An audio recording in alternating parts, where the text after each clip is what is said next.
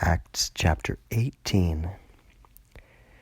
And after these things, Paul, having separated from out of Athens, came unto Corinth.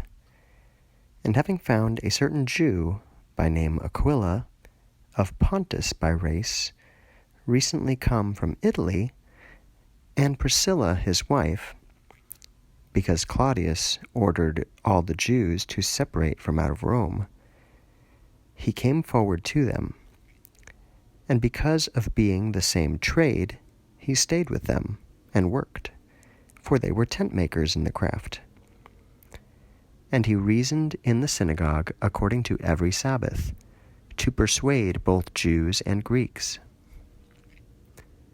And when both Silas and Timothy came down from Macedonia, Paul was constrained in the Spirit, testifying the Christ to the Jews, Jesus. And they, being rebellious and blaspheming, Paul, having shaken off his garments, said to them, Your blood be upon your head. I am clean. From now on I shall go unto the nations. And having crossed over from there, he came unto the house of a certain one by name Justus, who worshipped God, of whose house was adjoining the synagogue. But Crispus, the chief of the synagogue, trusted in the Lord with his entire house. And many of the Corinthians, hearing, believed and were immersed.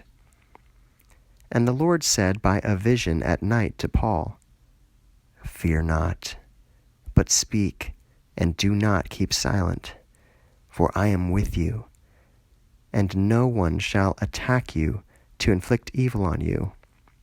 For there are many people with me in this city. And he stayed 1 year and 6 months, teaching among them the word of God. And Gallio, being proconsul of Achaia, the Jews rose up against Paul with one accord, and led him unto the rostrum, saying that, By this law he dissuades men to worship God.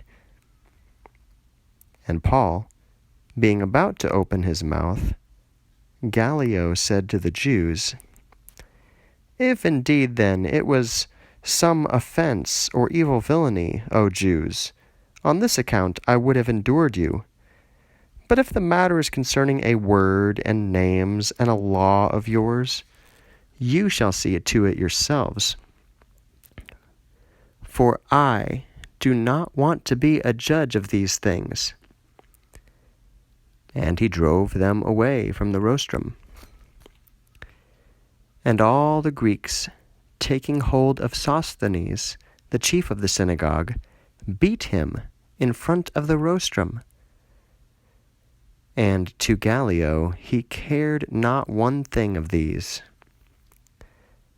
But Paul, yet having remained a fit amount of days, having dismissed the brothers, sailed across unto Syria, and with him Priscilla and Aquila, having shorn his head in Centria, for he had a vow. And he arrived in Ephesus, and those he left behind there.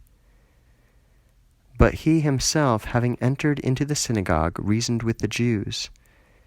And being asked of them for more time to stay with them, he did not nod assent, but sent them away, having said, It is necessary for me, assuredly, with the coming holiday, to observe it in Jerusalem.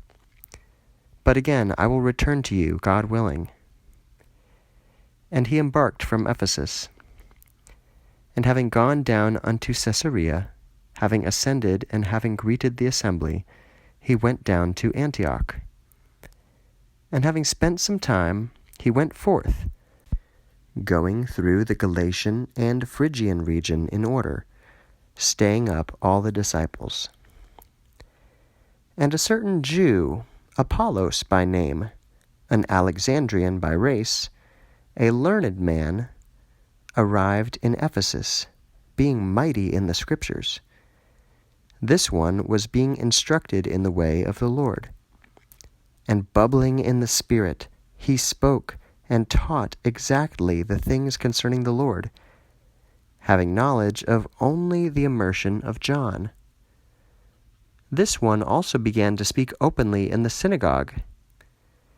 And Aquila and Priscilla, having heard him, took him to themselves, and more exactly expounded to him the way of God.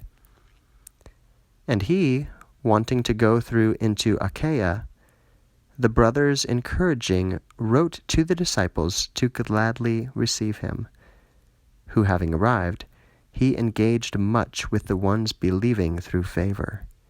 For fervently with the Jews he thoroughly confuted in public, displaying through the Scriptures Jesus to be the Christ.